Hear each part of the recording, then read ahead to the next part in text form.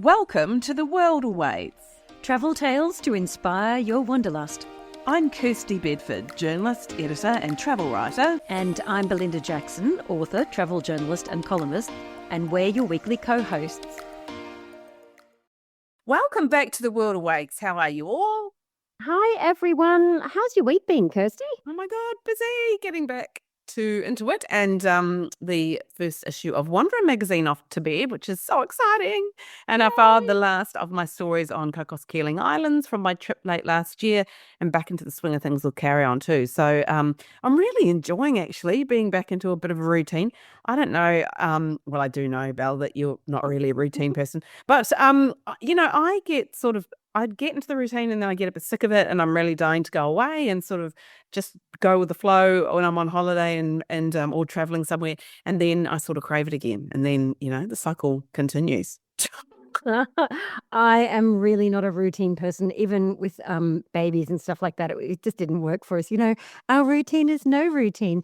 But I've got to say, after a couple of weeks in Vienna for Christmas, I am enjoying pottering around the house and just, like seeing that my garden hasn't completely died, because it was such a world away. It was -3 for me, and you were here at 35 and roasting, but the -3 in Austria, it was just enough. There was just enough snow for it to be beautiful, because I've lived in the Northern Hemisphere, and I've got to say, while I found it all delightful at the time, those heavy skies and when you do days and days without sun, I forgot what that really was like, having that leaden sky above you. And so when it snows, it brightens the whole thing up so amazingly. And how about when, so I'm on the train from Vienna, because Vienna is such a great place to be located for day trips. I'm on the train sending a video to you of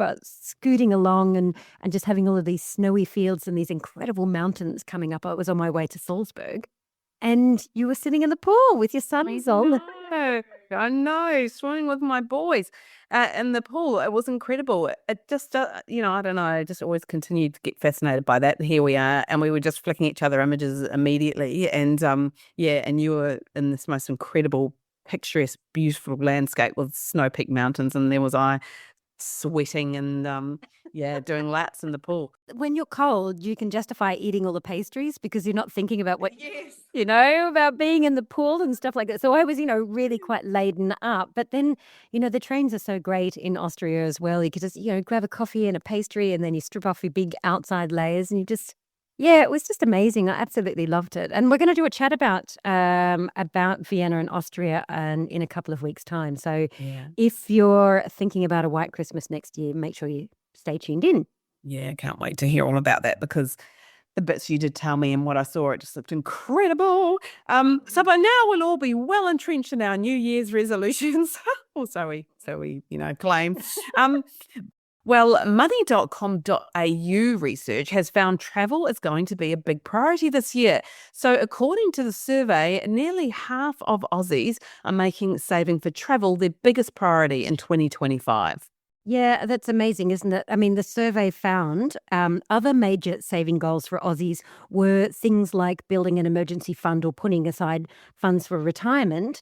And just 25% of the people in that survey were saying they were saving to buy a house. And the rest of it was like, woo, let's just, start shopping for travel. And so the finance expert, Sean Callery, said that Aussies are looking for balance between focusing on leisure and those more pragmatic financial goals, which I totally get.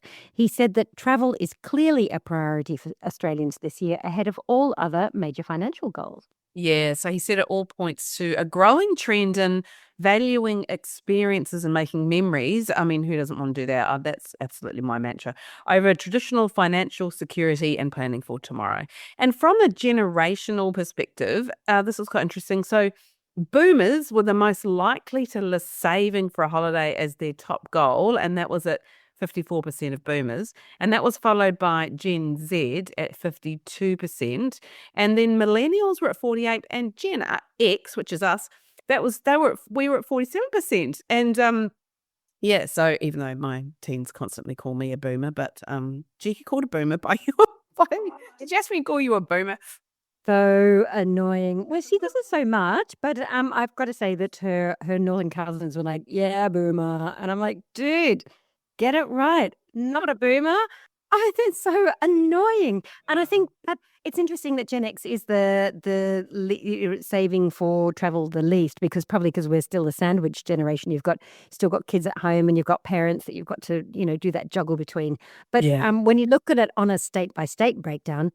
West Australia's led the pack with 54% of those in the survey prioritising travel savings, followed by Queenslanders at 53%.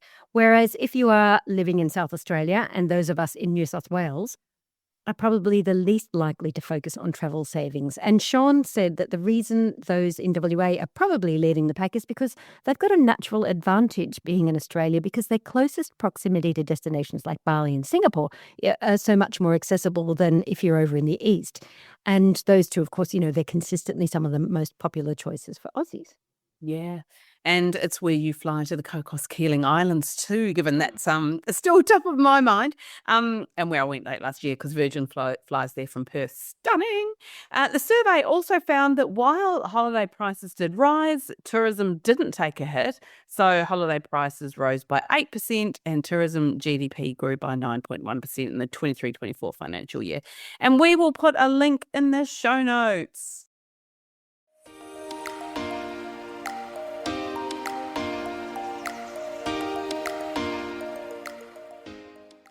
This episode is sponsored by Explore Worldwide, which offers small group adventures with local tour leaders.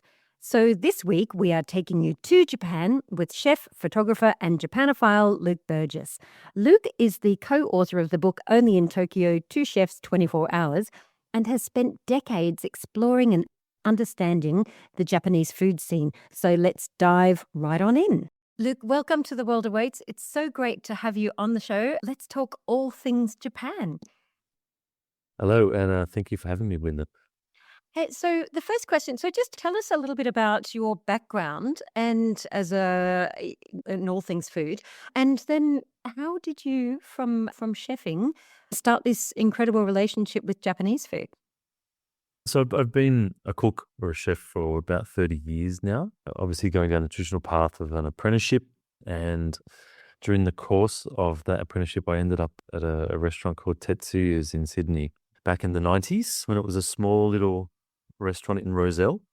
And I guess it was the first place I'd been where I was exposed to things with a Japanese touch or a culture behind it.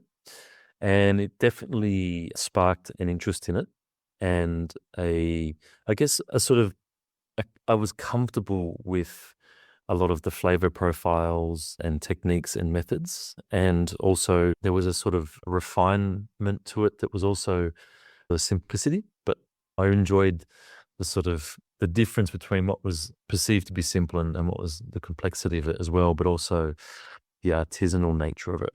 So that is pretty much how it started and got me heading deeper into Japanese food and culture. And how deep did you go then? Back at that point, I was probably a little bit too young to fully understand I guess the things that I understand now about, but it was really surface level back then, just getting my head around the way the food had evolved to be modern and have Western influences thrown in it with it as well, but also just sometimes the singularity, the one thing like a ramen or a kaiseki or sushi. It was really in the Western sort of cooking tradition. We all, in Australia particularly, we have a crack at everything. And we do a Thai one day and an Italian the next, and we meld them together. I was fascinated by the singularity of it, but the sort of, I guess, the depth to which they went. So I went into the food in that same sort of trajectory and worked out slowly over the years, probably until I was just before 30 years of age. A better idea of, okay, this is the tradition of sushi and how it's been refined over the years and gone from preservation to high art. The workers' lunch, the ramens, izakaya, what that really means, what it entails. So now I've managed to get my head around a lot of it, but I got to say there's a lot more to actually figure out. And it's probably an endless pursuit. I don't see there being any sort of ticking the box of having completed this genre. Oh, that's so it's a lifetime commitment, just about by the sounds of it. Pretty Mm. much. Because you teamed up, you're the author of a book, or a co-author of a book, Only in Tokyo, Two Chefs, 24 Hours, and where you attempted to take a larger bite of that, and that was with Michael Ryan, who's of course the chef based in regional Victoria, up in Beechworth, and so that really you've gone deep into the food, but 24 hours in Tokyo. I wanted to ask you, is that even possible? Like, you must just spend every moment and every moment eating if you're putting 24 hours in Tokyo. That is highly possible. If you didn't have to sleep, it'd probably be 3 lifetimes to get through all of the 180,000 places you can eat in Tokyo. Oh my 26,000 ramen bars. The list goes on. I think the book as well, people have said this and it's quite funny. It's a way to structure your 24 hours, Oh. but you can have multiple, I guess, sort of ways of doing it. But there is, in the book, there are places that are open until the wee hours and ones that open first thing in the morning. It is, once people have been there and they understand it, that they do see how 24 hours can be filled with something somewhere. Pretty much, if you've thought about it, it's done there. Amazing, amazing. So, look, let's stay on focus on Tokyo for a little moment. And full disclosure, I am going there in about a month or two, so I might be doing research for an upcoming trip. Thank you very much. If you were, so you're in Tokyo, is there an essential dish of Tokyo, the dish that you must eat? If you said to me, if you eat only one thing in this city, it should be this. Is that even possible? Tokyo is 20 million people. It's a megalopolis. It's a many-headed creature. Can you name me a Yeah. dish? No, and this is the thing. I think, like, historically, you could go back and have a look at what, you know, is particularly unique to Tokyo. But I would think that, like, it's just a city of so much variety and variation that there is no one go-to dish. What I would say is there might be, like, the best expression of something in a certain place. I think when you go there and once you're immersed in it, you think to yourself, well, there's no way to crystallize this experience through one bite or one dish. And that's, I think, the beauty of Tokyo, because every time I go back, it can be a completely different experience. Like, it's not, say, going to parts of other countries where it's Grande Oli in Provence or Tajarin in Piemonte. It's just 1 minute you're eating the best pizza of your life, made by a Japanese person who's never been to Italy, and then you're having sushi that night with 4 other people at the counter, and then you're having a sando from Lawson on the way home. That's how Tokyo is, I think. There's multiple bites and multiple ways to enjoy it through those different food experiences. Okay, so what you're telling me is that I won't get FOMO in Tokyo, because often you go to a place and you say, yes, as you say, I have to eat in this restaurant. And if I didn't eat there, then I'm heartbroken because I don't feel like I captured that country. If that city. So if you had to plan your ideal eating day in Tokyo, what would that involve? And how early do you have to get up to do it? Tokyo is just the city that kills FOMO because you're never missing out, and there's so many ways to access if you want a sushi, if you want a ramen. So the only thing you have to consider is, does the place need a reservation? Mhm. And can you make a reservation? If you can, I highly recommend it. But at the same time, you also have to line up in Japan for things. They don't take reservations all the time. So there's part of your day is expecting to wait in line, but enjoying the process. So bring a book or bring a friend and have a great conversation, because you could be waiting for that experience. But I think the planning part is really about if you really want to go somewhere, make the reservation, track it down. Otherwise, I find Tokyo is a great place for walking, believe it or not. It's a huge city, and you get the metro and you pop up from all these little subway stations, like little rabbit holes. But if you stick to an area and you circulate within it, or you can walk from Tamigaya through Omotesando over to Roppongi, which is a great walk. There's so many things to see and try along the way. So I think I say to people, don't plan everything, because you need to leave those moments of, oh, wow, look at this little bar. I've got nothing to do. I've got no dinner planned. Let's go inside and see what happens. And you can end up having the greatest nights of your life if you do it this way. Oh, that sounds spectacular. So tell us what sort of, I really want to get onto the bars because you have talked about vinyl bars and all of the different iterations of them. What can you narrow into one area where you find yourself often popping up on the metro, and just describe to us some of the things that you've eaten in that area? Yeah, so it's an area that sits in between Shibuya and Shinjuku. You've got an area called Tomigaya and Yoyogi Hara. And this is like a small little section that feels quaint and nestled in amongst sort of some busy roads. But essentially, in this area, you can find incredible coffee, the best croissant maybe I ever had in my life. You've also No. got, yeah, true. That's a big call. It is a big call, but honestly, that's what happens in Japan. The best ofs, there's so many best of moments. There's great little bookstores that also have next door to a sandwich shop that then has the wine bar 2 doors up the road. And then you think, now where to from here? There's a place that makes pastéis de nata, Portuguese custard tarts as good as I've had in Lisbon at the actual bakery of where it all started in Belém. And so someone in Japan decided they wanted to do it and do it well, and they've done it extremely well. This is walking along these roads. There's places that I guess nondescript and others that stand out. But from this area here, you can continue towards Nakameguro and actually make a big, large circuit. And you got Torishiki for yakitori up there. You've got a pizza place that the owner is obsessed with John Lennon and only does 2 types of pizza and has done for 25 years. So it's called Serinkan, and I guess it's really, you can spend hours just sort of bopping from one place to the other, but also in the same area. My friend Masa, who's in the book, he has a coffee shop called Switch, took me to a place called Shiomachi for dinner, which is like a little izakaya. And I would never be able to find it. It's only in Japanese. He does all the ordering. And I honestly, I'm like, how did you find this? He's like, just some friend told me, so I thought you would like it. And I'm like, I love it. But if I come back here on my own, it's going to be a challenge. There's some things I think that are accessible, others that are a little bit more difficult. But the Japanese are so good at accommodating you and looking after you if they can. And that area for me has all of that. It's quite popular now, this area. Maybe it wasn't so popular 10 years ago, but now it's really kicked off. Oh, that sounds brilliant. Okay, I'm writing all of that down, and we're going to put some of these places that you mentioned in the show notes with the possibility that people might actually be able to find them. Yes.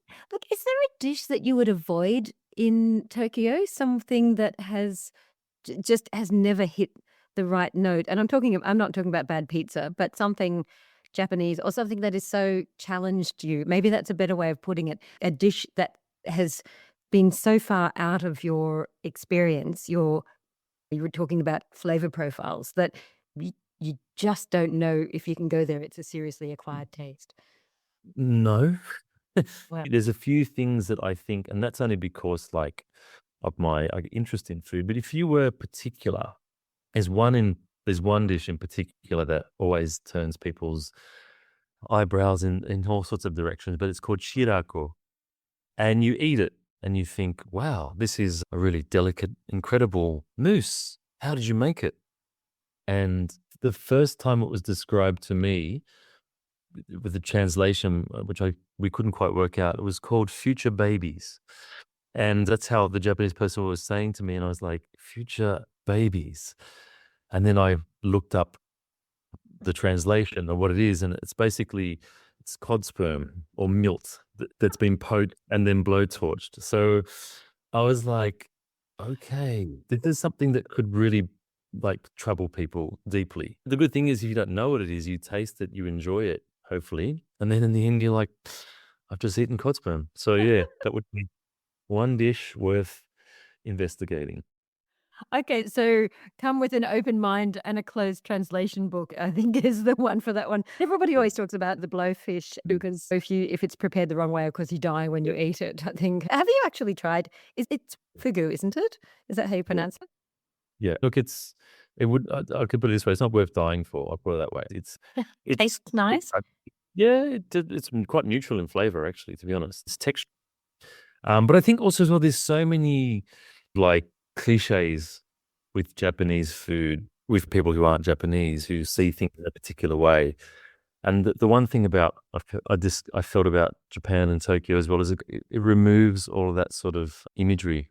And sometimes you can look at something and say, "Oh, is that it?" Or you go, "Oh my God, that's incredible." It's very much a place that delights all the time because you have something that's truly traditional and deeply rooted in history, and then you have the stuff that's so modern and avant-garde or wacky. That's like, you could say it's only going to happen in Japan, where they've thought going to a sake bar, Genbai, and the woman who runs it is pretty eccentric. And some of her food pairings with her sakis are like, they work. But when you look at them in front of you, you think, oh my God, this is disgusting, I think.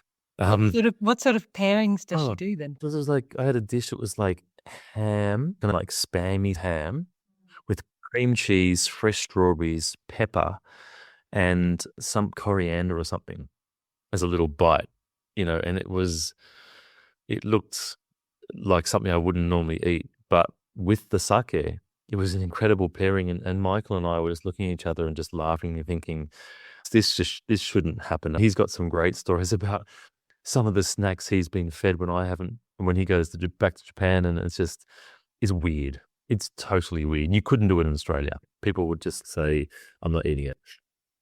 Amazing spam. Just let's stop right there. But it sounds fantastic. Look, let's have a little chat about drinking spots as well. And because you said to me that you'll just, as you say, wander and then you'll find yourself in a vinyl bar. What sort of bars are we talking about here? They're very famous for being very tiny, a lot of them. But tell me a bit about your bar crawls around Tokyo. Essentially, you can go to have a crisp, clean beer and do something very quite normal, or you can go into an office block in Shinjuku and go up to the fourth floor, walk in through this sort of door that looks like you're going to somewhere in Scotland, and all of a sudden you're in a bar that makes its own Campari, it makes its own basically flavoring for a Campari soda from scratch by making the cochineal and actually grinding up all the components that go into it from scratch. And they're all wearing like tweed vests, and there's like moose heads on the wall. And you think, wow. And then the next thing, you're in a place that's specializes only in Negronis, and it's like a scene from Dungeons and Dragons. Honestly, you've got people who make cocktails so focused and so refined that you're convinced there's no alcohol in it. It is incredibly delicate and well balanced, and you book a seat at the bar with these people who are shaping ice in a particular way with these incredible blades and in incredible white vests and suits and bow ties, and it's theatre as well as, I guess, consuming a beverage. But then you can end up at grandfather's at 3 o'clock in the morning drinking a $7 whiskey highball and requesting a song, and they'll say, we have 11 versions of that. Which one would you like? I was like, I thought there was only one version of it. Oh no, we have all of them on vinyl. Yeah, it is so many experiences to be had. I think people, when they sort of tell me about their stories on their trips, and so many of them are about places I haven't been to and may never go to. They can't even find them again sometimes. They haven't put them on their maps. Yeah, it's a credible place for drinking, and they take it seriously, but also at the same time, they make it a lot of fun too. Jotting everything down maniacally. Are there any? The thing about Tokyo, Tokyo is just one city in a country that's renowned for having such diversity in its cuisine. Just briefly, if you had to pick an area outside Tokyo, where would you find yourself if you were on an eating holiday? Because Japan is so popular, particularly with Australians at the moment. We're not all going for the snow. I think we just have to be honest with ourselves about that. People do take themselves, as you do, on an incredible culinary tour through this country. Is there a place that you always find yourself returning to? Obviously, like Kyoto is a wonderful place, and I've been going there for over 20 years and love. I've seen it turn into a bit of a beast in terms of tourism, but it's an amazing place to go when it's like not overrun, and just get a bike and ride around and get out into Kurama and other surrounding areas. And obviously it's on your way south as well. It's not far from Osaka. and you can take the Shinkansen from Osaka and head down to Fukuoka and to the southern island and Nagasaki and uh, so many places to go. I think for me, and this is actually, there's one place I still want to go that I haven't been yet to do properly, which is Fukuoka.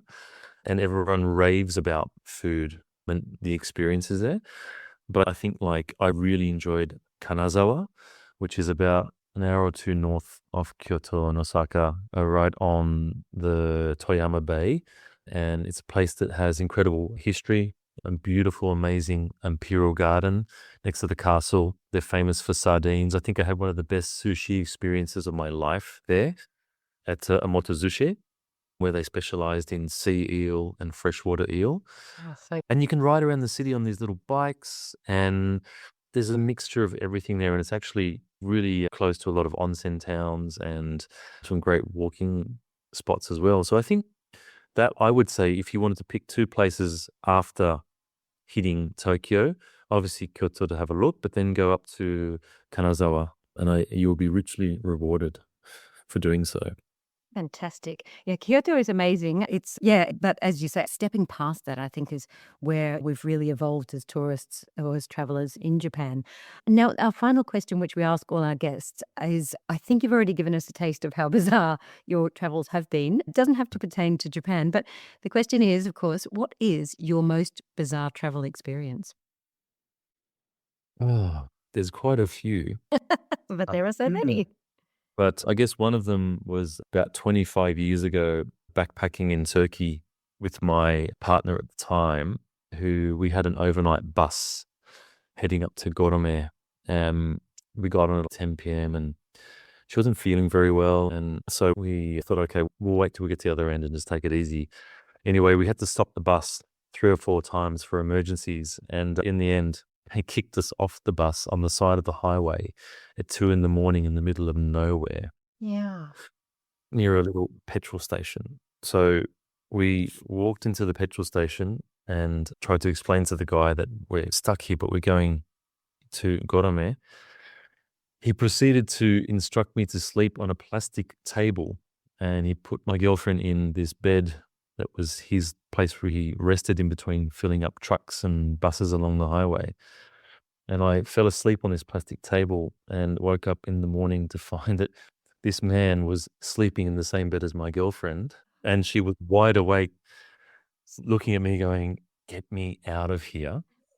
And when we finally got out of this petrol station, we hitchhiked with these truck drivers for 8 hours in this truck and just stopped off at a Roman water well to fill up our water bottles, and they gave us Turkish delight. But at the same time, we're like, these guys, where are we even going? We have this is no phones, nothing. We were literally like alone on this experience till we got dropped off with these guys. And it was the most bizarre 24 hours of my traveling life, without a doubt. I love it. Oh my goodness. Imagine that wake. I can't imagine you waking up and the feeling that you had when you discovered where everybody else was sleeping. That Yeah. sounds, that is terrifying. That is terrifying. But there is something to be said about switching off from and disconnecting too. I think sometimes we are intensely overconnected, especially when we're traveling. So I do love those stories from the times where we've not been contactable. Luke, thank you so much for sharing your experiences and your expertise in Japan. And we will also links in the show notes to your book and to some of the suggestions that you have put in. Thank you very much for planning my upcoming the Tokyo food trip. It was a pleasure to have you on the podcast. No, pleasure to be here and share, I guess, my experiences and thoughts, and for people to go and have their own adventures. That was Chef Luke Burgess doing a deep dive with Belle into Tokyo's incredible food scene. And I have to say, now I know what kotsburm is. I definitely know what to order next time I'm in Japan. And if you're enjoying this episode, you can experience it for yourself on Explore's Highlights of Japan tour with a local tour leader who will get you off the beaten track to discover the real Japan. Head to exploreworldwide.com to find out more.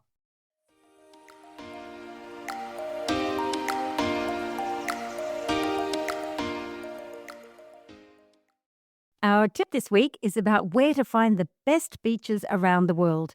Lonely Planet has just released its much anticipated global best beaches of 2025 list, and Australia has made the top 2.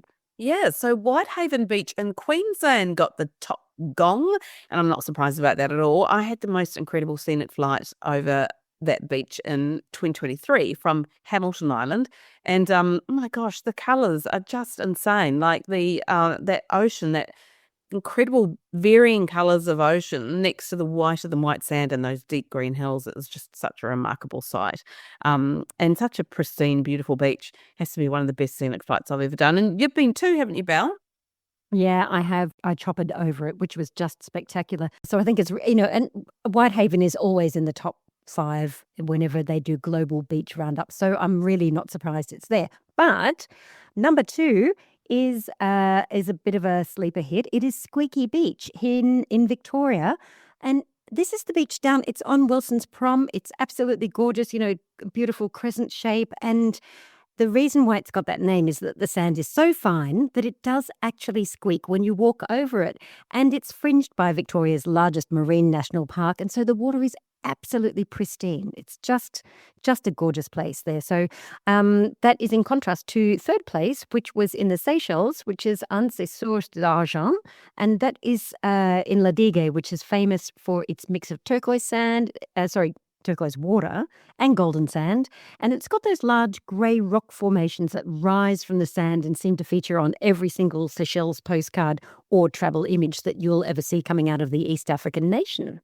Yeah, amazing. Fourth best beach in the world was Sunset Beach on the Chang Islands in Thailand. And again, this beach epitomizes what you expect to see of a Thai beach. So, stunning blue waters and those limestone rocks that you see jutting out of the Emerald Sea. That was actually, they were filmed, it's sort of similar site to the Fanang Bay, which is where one of the James Bond movies was filmed. And fifth place goes to Sarakiniko Beach on Milos in Greece. Again, the colours here are just amazing. Those white rocks against the blues of the ocean, sort of all the colours you expect when you go to Greece. Who doesn't love a Greek beach? I've got to say, sixth place is a bit of an outlier. It's because it is a cold beach. It's Hawkland Beach off the Lofoten Islands in Norway.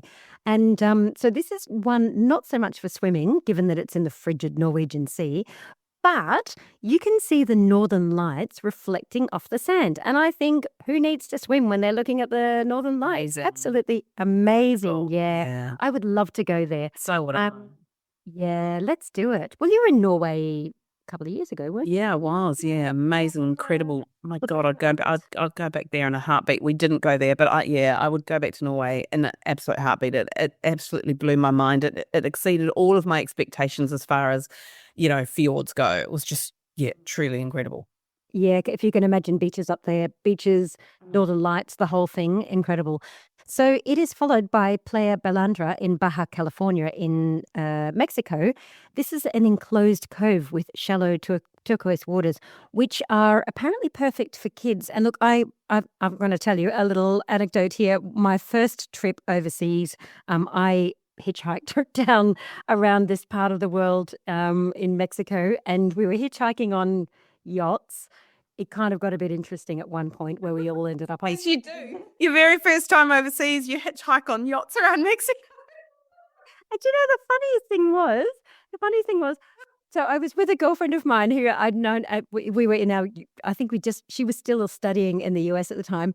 Anyway, so we're hitchhiking, we were at this beach place, we met some people and they were like, hey, we're going to a deserted island to race crabs and drink beer for 3 days. Do you want to come with us? And we're like, yeah, that sounds fine. Why don't we? So we did. Note to self, do not let daughter listen to this episode. So anyway, so everybody, all of these people just, they go there every year to race crabs and drink beer on this island in the middle of nowhere. And then we had to get a ride back. So we had to hitch a ride from another yacht and they dropped us back up onto the mainland a couple of days later. And it was just, the beaches are phenomenal around this part of the world. On Baja California. Yeah. So yeah, amazing. Don't do as your mother did, but yeah, amazing. Amazing beach. Gorgeous feeling. Why doesn't that surprise me, Belle, that your very first trip out of Australia is to do something extreme like that? So the US of A took our 8th and 9th spot with Fifer Beach in California and Hanalei Bay in Hawaii. So Fifer Beach is most well known for this purple hue that it takes on, and it's really incredible because it's the photo. I had some look at some photos of it, and there's a manganese mineral that's eroded down from the nearby hills, and it comes down onto the beach, and so the whole area just looks sort of quite purple. It's quite incredible. And Hanalei Bay is the largest bay on the north shore of Kauai Island in Hawaii, and obviously in that part of the world, the beaches are just always remarkable. So I'm not surprised that makes the list.